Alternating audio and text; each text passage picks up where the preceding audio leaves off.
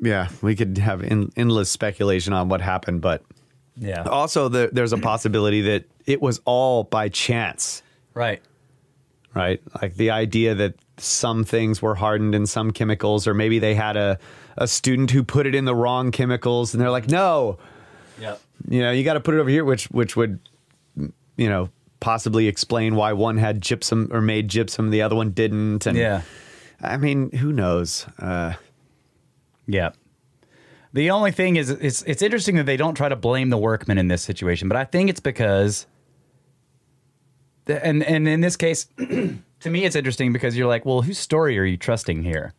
Because the story is that the workman, this guy was like telling the workman, like, hey, if you find stuff, right? And then they alert him, and then he comes and he actually digs pieces of skull out of new material. Yeah. And then he gets Woodward out there, and Woodward and him dig around and they find pieces, and then, so they're believing the stories of these guys, but then also saying that they might be the hoaxers. But if they're the hoaxers, why wouldn't they lie? I don't know. Is it possible that they lied about them actually finding the pieces in fresh, unmoved material because they wanted it to be more legitimate, but it was planted there by the workmen? So the workmen are the ones that committed the fraud, and these guys were just like knowing that if they just said, well, the workmen found these pieces of skull, that no one, who knows what the story could be? Yep, that's what I'm saying too. I agree. It's just there's so many possibilities, so many moving parts. It's just I think the takeaway is that you can see the effort at which they go to try to make these two different pieces of these different artifacts fit together, and then when they finally can't do it, then they try to discredit the one that is the most upsetting, problematic to the model. Right. Yeah, that's right. That's the takeaway. Yeah, that's right. Even though it on the face of it appears to have the most legitimate chemical identity with the gravels it was taken from. Yeah. Yep. All right. Well, let's take a break. Slug up!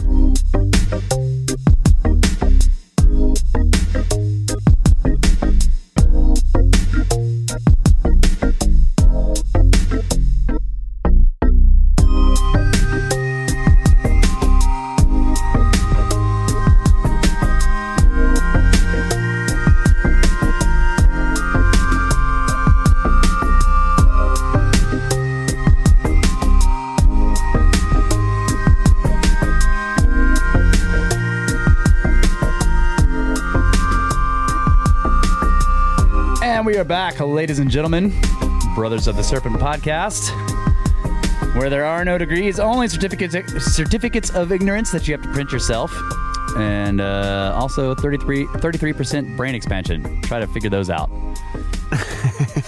Certificates of ignorance, brain expansion.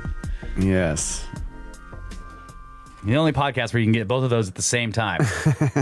Well, one you have to make. The other one you get for free. Right. That's right. Whether you like it or not. Okay. Continuing on in the book, Hidden History of the Human Race by Cremo and Thompson. So this sort of thing goes on not just in the British Museum, but in all museums, universities, and other centers of paleoanthropological research the world over. And they're responding to this quote about classifying things according to type, morphologically, and according to what level it's in, or what the timeline is based on where they found it. Right. Although each separate incident of knowledge filtration seems minor, the cumulative effect is overwhelming, serving to radically distort and obscure our picture of human origins and antiquity. An abundance of facts suggests that beings quite like ourselves have been around as far back as we care to look, in the Pliocene, Miocene, Oligocene, Eocene, and beyond. Remains of apes and ape-like men are also found throughout the same expanse of time. So perhaps all kinds of hominids have coexisted throughout history. If one considers all the available evidence, that is the clearest picture that emerges. It is only by eliminating a great quantity of evidence, keeping only the fossils and artifacts that conform to preconceived notions, that one can construct an evolutionary sequence. Such unwarranted elimination of evidence as solidly researched as anything now accepted, represents a kind of deception carried out by scientists desiring to maintain a certain theoretical point of view. This deception is apparently not the result of a deliberately organized plot, as with the Piltdown Man forgery, if that is what Piltdown Man was. It is instead the inevitable outcome of social processes of knowledge filtration operating within the scientific community. But although there may be a lot of unconscious fraud in paleoanthropology, the case of Piltdown demonstrates that the field also has instances of deception of the most deliberate and calculating sort. All right. 10. Beijing Man and other finds in China. So be prepared for me to mispronounce names here. All right. After the discoveries of Java Man and Piltdown, the ideas about human evolution remained unsettled. Dubois' Pithecanthropus erectus fossils did not win complete acceptance among the scientific community, and Piltdown simply complicated the matter. Scientists waited eagerly for the next important discoveries, which they hoped would clarify the evolutionary development of the hominids. Many thought the desired hominid fossils would be found in China. The ancient Chinese called fossils dragon bones. Believing dragon bones to possess curative powers, Chinese druggists have for centuries powdered them for use in remedies and potions. For early Western paleontologists, Chinese drug shops therefore provided an unexpected hunting ground. That's cool. In 1900, Dr. K. A. Haberer collected mammalian fossils from Chinese druggists and sent them to the University of Munich, where they were studied and cataloged. Among the specimens were found a tooth from the Beijing area that appeared to be a left upper third molar, either of a man or hitherto unknown anthropoid ape. And this was suggested that China would be a good place to search for primitive man. Among those who agreed was Gunnar Andersson, a Swedish geologist employed by the Geological Survey of China. In 1918, Andersson visited a place called Chicken Bone Hill. That's the English translation of the name, which I'm not going to try to pronounce. 25 miles southwest of Beijing. There, on the working face of an old limestone quarry, he saw a fissure of red clay containing fossil bones, indicating the presence of an ancient cave which was now filled in. In 1921, Andersson again visited the site. He was accompanied by Otto Zdansky, an Austrian paleontologist who had been sent to assist him, and Walter M. Granger of the American Museum of Natural History. Their first excavations were not very productive, resulting only in the discovery of some fairly recent fossils.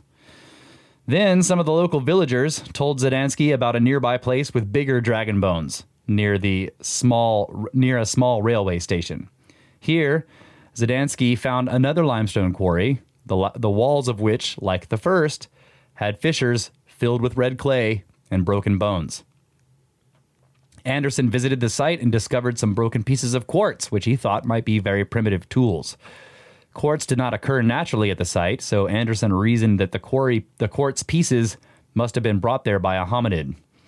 Zdansky, who did not get along very well with Andersson, disagreed with this interpretation.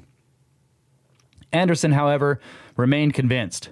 Looking at the limestone wall, he said, "I have a feeling that there lies here the remains of one of our ancestors, and it's only a question of finding him." He asked Zdansky to keep searching the filled-in cave, saying, "Take your time and stick to it until the cave is emptied, if need be." In 1921 and 23, Zdansky, somewhat reluctantly, conducted brief excavations. He uncovered signs of an early human precursor, 2 teeth, tentatively dated to the early Pleistocene. The teeth, a lower premolar and an upper molar, were crated up with other fossils and shipped to Sweden for further study. Back in Sweden, Zdansky published a paper in 1923 on his work in China with no mention of these teeth. And there the matter rested until 1926.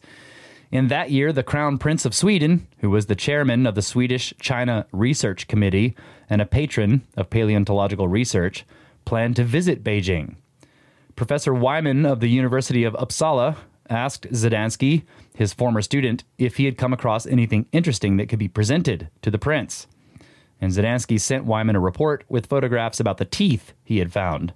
The report was presented by J. Gunnar Andersson to a meeting in Beijing, attended by the Crown Prince, and Anderson declared in regard to the teeth, "The man I predicted has been found." So it's interesting because I think they're pointing this out because they've been talking about social pressures, right? So suddenly the prince is going to be visiting, and he's the one that is deciding whether more money is going to be involved in this research. And the guy's like, "Have you found anything?" Where previously the guy had found the teeth and he had published a paper about the work in China, didn't mention them because he didn't know what they were yet. Now he's being pressured to show something, and he shows the teeth to the prince and says, "I predicted a man would be found here, and here's the proof." Suddenly, Wow. it changes. Yeah, he totally changes his tune on Yeah. it. Wow. Yeah, that was another thing I was going to say about the previous story was, if you really wanted to dig into this, follow the money. Like, where's the research funding coming from? Right. Yep. Right. Who are the people that are funding it? What are they wanting? Yeah. So in the previous one, it was the Carnegie Institute. Yeah. So, I mean, I'm sure if you could, if you had access to that data, it might be a little bit easier to solve the puzzle. Yeah, that's right. Yeah. And in this case, it becomes the Rockefeller Foundation. So they do follow the money a bit here. Is that an acronym? No? Rockefeller?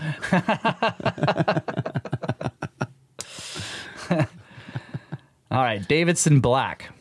Another person who thought Zdansky's teeth represented clear evidence of fossil man was Davidson Black, a young Canadian physician residing in Beijing. Black graduated from the University of Toronto Medical School in 1906, but he was far more interested in human evolution than in medicine. Black believed humans had evolved in northern Asia, and he desired to go to China and find the fossil evidence to prove this theory. But the First World War delayed his plans. In 1917, Black joined the Canadian Military Medical Corps. Meanwhile, a friend, Dr. E.V. Cowdery, was named head of the anatomy department at the Rockefeller Foundation's Beijing Union Medical College. Cowdery asked Dr. Simon Flexner, director of the Rockefeller Foundation, to appoint Black as his assistant. And Flexner did so. And in 1919, after his release from the military, Black arrived in Beijing. At the Beijing Union Medical College, Black did everything possible to minimize his medical duties so he could concentrate on his real interest, paleoanthropology. In November of 1921, he went on a brief expedition to a site in northern China, and other expeditions followed. And Black's superiors were not pleased.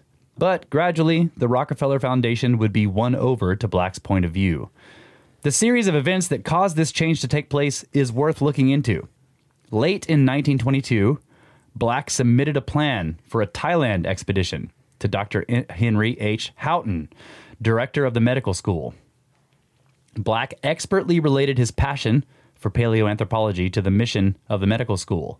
Houghton wrote to Roger Green, the school's business director. "While I cannot be certain that the project in which Black has in mind is severely practical in its nature, I must confess that I have been deeply impressed by the valuable relationship he has been able to establish between our Department of Anatomy and the various institutions and expeditions which are doing important work in China in the fields which touch closely upon anthropology research. With these points in mind, I do recommend the granting of his request." So here can be seen the importance of the intellectual prestige factor. Ordinary medicine seems quite pedestrian in comparison with the quasi-religious quest for the secret of human origins, a quest that had, since Darwin's time, fired the imaginations of scientists all over the world. Houghton was clearly influenced. The expedition did take place during Black's summer vacation in 1923, but unfortunately it produced no results. In 1926, Black attended the scientific meeting at which J. Gunnar Anderson presented to the Crown Prince of Sweden the report on the molars found by Zdansky in 1923. Excited on learning of the teeth, Black accepted a proposal by Anderson for further excavations to be carried out jointly by the Geological Survey of China and Black's department at the Beijing Union Medical School. Dr. Amadeus of the Geological Survey of China called the hominid for which they would be searching Beijing Man. Black requested funding from the Rockefeller Foundation, and to his delight, he received a generous grant. By spring of 1927, work was underway in the midst of the Chinese Civil War. During several months of painstaking excavations, there were no discoveries of any hominid remains. But finally, with the cold autumn rain